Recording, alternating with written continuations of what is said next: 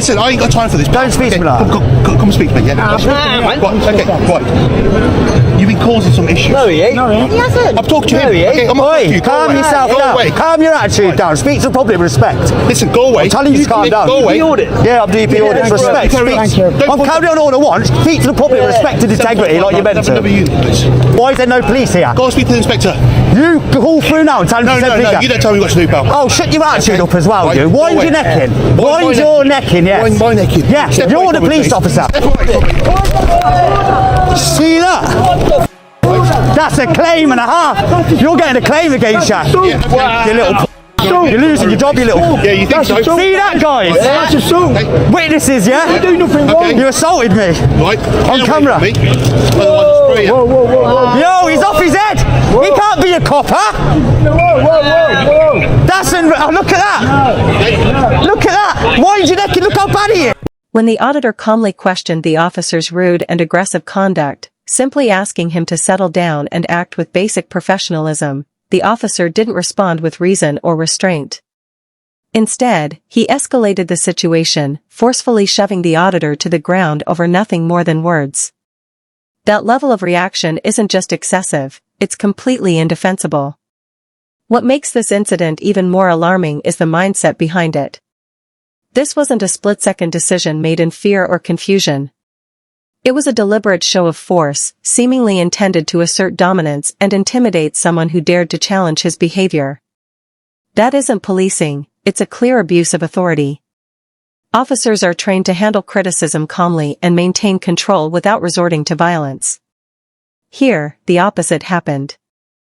And with multiple witnesses watching, the officer didn't just fail to set a professional example, he exposed exactly how dangerous unchecked power can become when accountability is ignored. Nah, I'm in public. Shut your mouth and your attitude up. You're a public of the servant, a servant of the public. There's no, you're breaching the peace. You ain't spraying him. You ain't spraying him. And I'm doing nothing wrong. No, you're not. You speak to him like that's what you're doing. You don't get to speak to public like that. You don't get to speak to people like you're speaking to him. That's not how your role works. You're a police officer of the law, serving the crowd and serving the people. Respect and integrity. Remember your oath and your college of peace in training. You're absolute disgrace. The way you push me over now, you're getting a claim against you. You're getting sued. You should lose your job for that as well. Okay, we'll see. Yeah, we will see, won't we? And you're going to be all over the internet. Do you know how many people are going to see you? You're live now. Good for you. Welcome to YouTube, you how about that? Okay, swear at me once more, I'll lock you up. Higher threshold. Is there any complainants? Is there any complainants for my swearing? Any complainants? Your officers need to arrest you. Okay. You assaulted me. Right. You need to arrest your fellow officer. Section 26, he just pushed me on the ground, threatened me with powerful for telling him to rax himself. Now, arrest your officer. The auditor immediately calls for the officer's arrest under Section 26 of the Criminal Justice and Courts Act 2015, a law that makes it a criminal offense for police officers to abuse their powers or engage in misconduct while carrying out their duties. In this situation, the auditor posed no threat, created no disturbance, and wasn't involved in anything volatile. He was simply holding the officer accountable for unprofessional conduct when he was suddenly and unjustifiably assaulted. This incident draws clear parallels to the case of former South Wales officer Richard Healing, who was convicted under the same statute for abusing his authority to exploit vulnerable individuals. Just as in Healing's case, the officer's actions here were not about upholding the law, they were about misusing power to assert dominance. Healing's conviction stands as a powerful reminder that this kind of behavior isn't just unacceptable, it's criminal. And it reinforces the legal precedent that officers who step outside the boundaries of their duty can, and should, be held fully accountable. Lying on YouTube, you're going on YouTube, you don't do your jobs correctly, you're going to look like idiots. Now he's assaulted, he's assaulted me, mate. We need to work out what's gone on. He's pushed me, he's foot to me like that because he was speaking to him like Governor told him to speak to members of the public respect, like you're meant to professionally, and that is the worst example. He needs to be fired, he's getting sued, or we're putting a claim against him. That was outrageous. Arrest him. Arrest him. Do your job that the College of Policing tells you to arrest him. You need to relax. You need to calm down. You need to arrest him. You hear? You need to talk to me. Tell me what's going on. So obviously dealing with He the was talking to him, and the way he was speaking to him was disgusting. The way you do not speak to members of the public like that. The way he was disgusting. Everything about him was disgusting. He's going to get, do you know how many views he's going to do online now? Well, listen. He'll go viral with the way that was. That was one of the worst situations I've ever seen. I've done this for a year now. You need to arrest him. Okay, well, we're not going to arrest him. But You're not going to arrest your colleague when he's just broke the law and assaulted a member of the public. But you're entitled to make a What does your college of policing treat you at the beginning? Listen, When you're call your officers. No, you listen to me. He has assaulted me and broke the law. Listen to you. You're entitled to make a complaint online. You're getting sued, mate. Okay. Look at him, look at him. Instead of acknowledging any wrongdoing or responding to the auditor's legitimate legal challenge, the officer chose to portray himself as the victim, as if his personal discomfort outweighed the public's right to hold him accountable. But police officers are trained to remain composed under pressure. Feeling uncomfortable is not a legal justification for using force, especially for someone entrusted with a badge and sworn to uphold the law. This mindset, where personal discomfort becomes a pretext for aggression, is deeply troubling. It isn't about protecting safety, it's about asserting control. And the moment that control was questioned, the officer didn't de-escalate. He didn't explain his actions. He didn't step back. Instead, he shoved a man to the ground and then tried to rationalize it with a baseless, unsupported claim. That's not professional policing. That's misconduct, plain and simple. Okay. Right, identify yourself.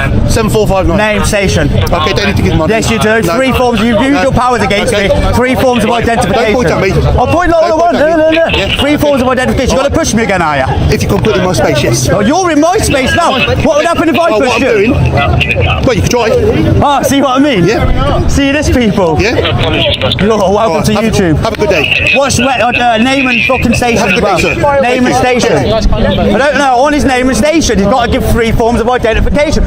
According to the College of Policing guidelines, officers are required to identify themselves when asked, providing their name, rank, and station, especially in situations where force has been used.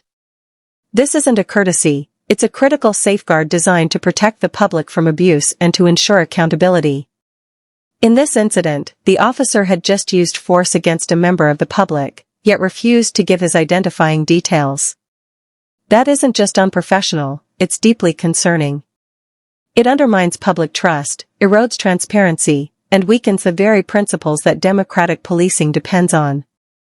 For anyone to seek justice, they must first know who was responsible. Without that basic information, misconduct can remain hidden and unchallenged. The officer's refusal to identify himself after such a serious use of force isn't merely arrogant, it appears intentional. And that makes it all the more indefensible. Good day. You ain't gonna have a good day when it follows through on you. Welcome to YouTube as well. Thank you. Look at this guy. Look at him. Look at the state of him. Really? Yeah, the state here. Yeah. Okay. You know what I mean? Have a good day. Absolute. Cheers. Swear at me again, I'll lock you up. Because you can't use a higher threshold. You can't lock me up for that. Really? Yeah, section 5. Really? You think so? That's it, you can walk him back. See, he was going to arrest me, guys. Will, sort him out, man.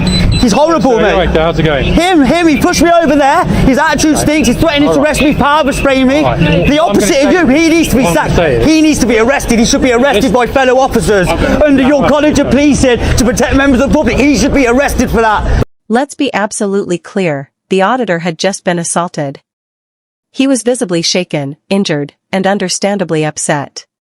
Expressing that distress through strong language in a moment like that is not harassment, nor is it disorderly conduct. It's a natural human reaction to being physically harmed, especially by someone in a position of authority. Yet the officer's response, "Swear at me again and I'll lock you up," wasn't just unprofessional, it was a blatant abuse of power. Police officers are held to a higher standard for a reason.